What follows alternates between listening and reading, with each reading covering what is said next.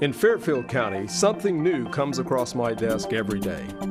Crimes are committed, cases are solved, and a community is made safe by the hardworking employees of the Fairfield County Sheriff's Office.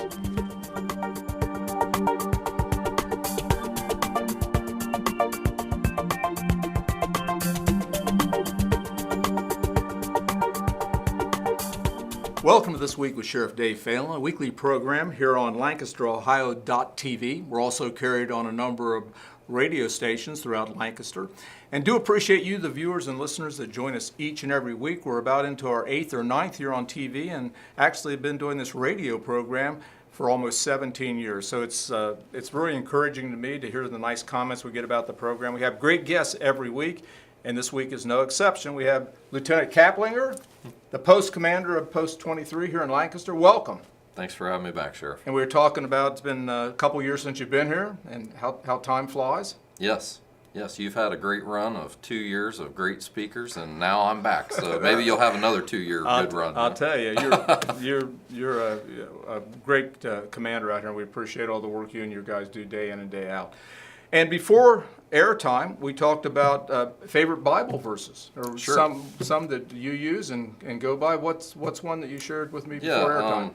So one that I've been thinking about, and even our Sunday school was talking about recently, was Colossians 3:23. Whatever you do, work at it with all your heart, as working for the Lord, not for human masters. Yeah, that's great. So maybe your viewers can take a piece of that, and really, as we serve the public and serve others, we serve an awesome God, and I appreciate the opportunity to be able to work with you and also do the duties that we can perform. So.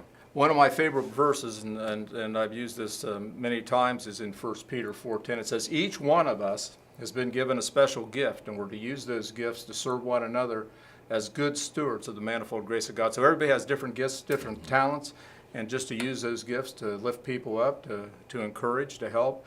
And those are, I think, great Bible verses to start our program today. Absolutely. So, how long have you been on Post 23 now? A little over 3 years. Wow. Boy, time flies. It does fly. And you've been a trooper how long? 18 years. 18 years. And Yes, your sir. dad, if I remember correctly, your dad was in law enforcement. Yeah, my dad and my grandfather, so I'm third Really? generation. Well, Yes, sir. tell me about that. So my grandfather worked for the Chillicothe Police Department, retired as a captain. And my father worked for the Chillicothe Police Department for 22 years, and then 13 years for BCI out of London. Wow. And currently serves as a Ross County Sheriff's Officer. So he's a deputy down there and works at the courthouse. So it's kind of in your blood. Goes a Yes. long way back. Yes, and Now, he's been serving for about 43 years, but I understand you've been serving for about 47 years. That's so a long time. Thanks for your service. Oh, you know what that means, don't you? I'm getting old. I didn't say that. That's what that means. Well, tell us some things going on, especially things that you're seeing as far as maybe trends and things, as far as accidents, as far as impaired drivers. Sure. These are challenging times. You certainly understand that, and I think folks in the community understand that. These are challenging times. Whether it's addiction or whether it's folks getting hurt in traffic crashes or, the many problems that we all face. But we do see some troubling trends that have been consistent and historic trends here in the Fairfield County area. And those being that, driving off the roadway and driving left to center and outside your marked lane of travel is the #1 fatal crash causing violation. It's been that way historically, and it's been that way since I've been here. So I caution folks that even though we have a beautiful county and it's very rural and it's scenic, Right. that they need to do everything they can to focus on what they're doing to stay inside their marked lane of travel. A couple other trends that we've identified is alcohol continues to be a problem. And not only alcohol, but drug use. So impaired drivers, cause fatal crashes. And these selfish behaviors can affect not only their life, but others. And innocent people can be hurt or killed out of these crashes as well. Well, it just seems to me that anytime I'm out and about, almost without exception, if I'm looking around, you're seeing people on these things. Sure. And they're at the light, or they're at a stop sign, and and sometimes the light will change, and then they'll pay attention. And that has got to be such a contributing factor to accidents today. Sure, it is, but it's hard to track. So with distracted driving, there can be all types of things that distract you. And I'm sure if we polled all of your viewers right now, everyone could say they've seen someone read a book, putting on their Makeup's a on big their one, phone, eating, Right. changing a CD, or I won't say 8-track or a tape player or anything, but anything that we've seen in the past Right. can be distracting. And even the technology in the vehicles today, there's a lot of distractions even as the person drives with the radios and with the computerization of the cars. Absolutely. So anything can be a distraction, and we certainly encourage folks to not be distracted. Right. Driving's not easy, and it is a privilege, but we need to focus on what we're doing. And I think sometimes we're so busy, or we're caught up in what's going on or where we're going, that we don't put our full attention to driving the motor vehicle, which is important. And so we do see distracted driving. However, it's really hard to track once a crash has occurred. And I would encourage your viewers to understand that if you're under 18, you can't be on a cell phone device, or talking. And if you are over the age of 18, I highly discourage it anyway, because it's so easy to have a plan in place of, I'm not going to use my cell phone in the car. But then as you're driving, if the cell phone rings, it's human nature to want to look and see who's calling you, or if Right. someone just texted you. Right. So your plan A may not really be what you're doing, and then you're putting yourself at risk to get injured. Yeah, I think years ago, and I don't know if this still holds true today, but they talked about teenagers being involved in fatalities, and how if they have, like other kids in the car, if they have the radio on, if they have a lot of different things going on, the odds start increasing. Absolutely. And I have one of my grandchildren, my grandson is almost 16, and it seems to me that when the young people first get their driver's license, they're paying attention, they're doing what they've learned in the driver's training, they're kind of thinking about this, but once they get self-confident, once they get beyond that 6-month year period, then they're self-confident, they let down their guard a little bit, and a lot of times that's when we see a tragedy strike. Right. And it can happen anywhere in any place. Yes. Unfortunately, it does. So before airtime, you have this resource Yes. that's available to the public. Nice. Right.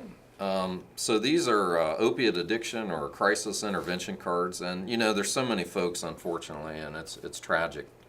How many folks are suffering from mental illness, or from a drug addiction, or a substance that they're addicted to. And so I just wanted to encourage everyone, there is here in Fairfield County, there's 211 that you can call and get those resources.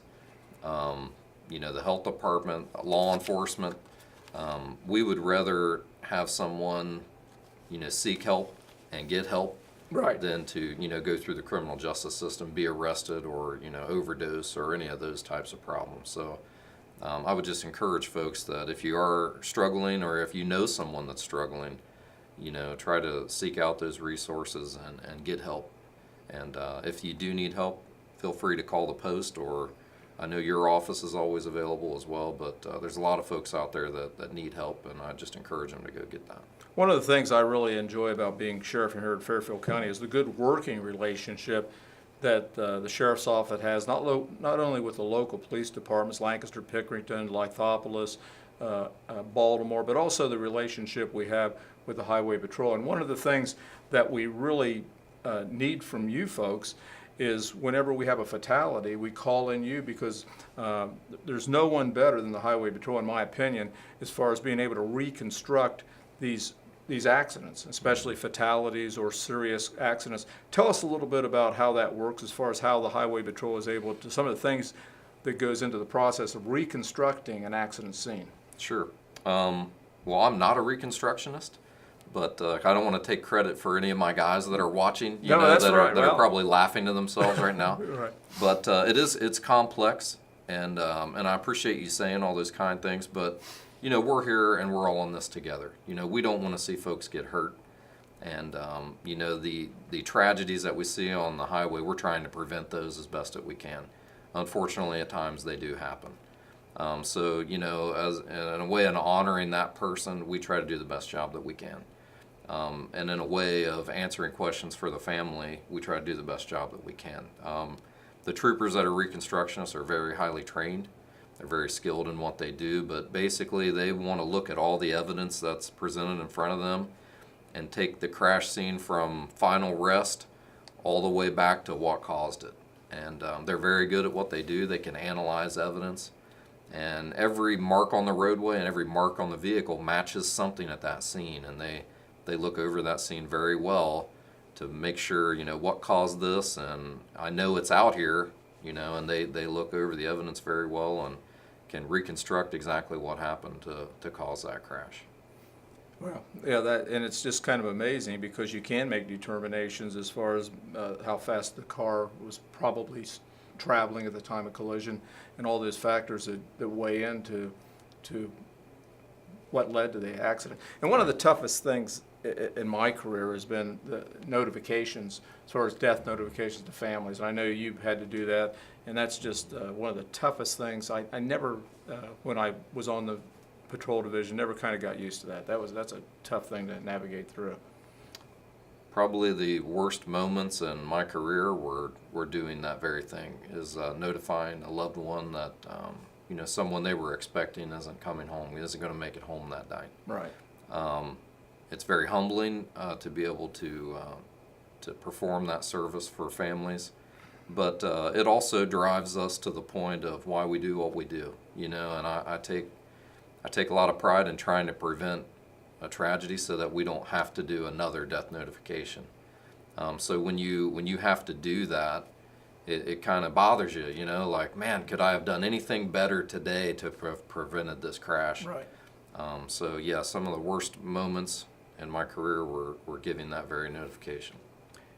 We're just about out of time, but is there anything parents can do when they have a new driver, a teenage driver, to kind of help to make sure that their child drives safely?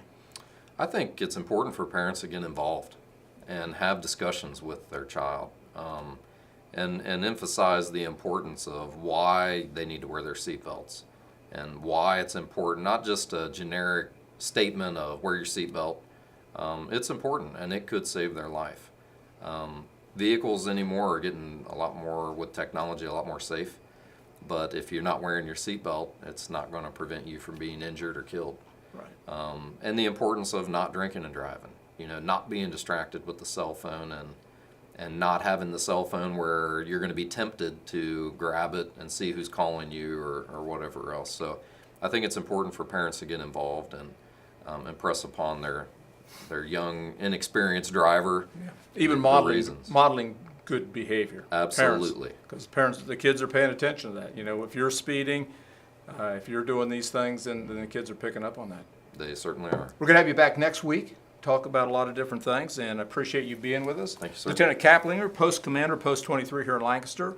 We're just about out of time. Do appreciate our executive producer, Kelly Roberts. This program is taped at Fairfield Christian Academy, and do appreciate all the folks here that are responsible and do a good job putting this program together. Until next week, same time, same place, God bless, and we will see you next week.